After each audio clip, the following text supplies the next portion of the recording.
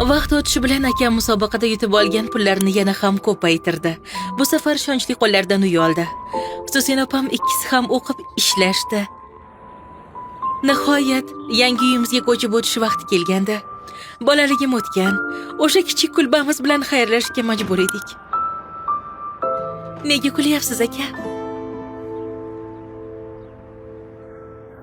Juda g'alati. Bu kichik kulbaga biz katta hayotimizni sig'dirdik. Endi shu yerda yashaymizmi? Ha, Lekin hamma joy kir ekan, qorong'i ekan. Atrofni yaxshilab tozalab chiqamiz. O'rtaga chiroq qo'yamiz, yotoq qo'yamiz. Tuppa-tusiq uy bo'ladi. Ha, albatta singiljon. Hatto devorlarga rasmlar ham chizamiz. Daraxtlar, gullar. Osmon ham chizaylik. Bu yerda deraza yo'q ekan. Albatta chizamiz. To'g'rimi aka? Go'zal bo'ladi. albatta.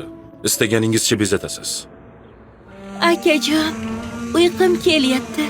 Kel quchog'imga, kel.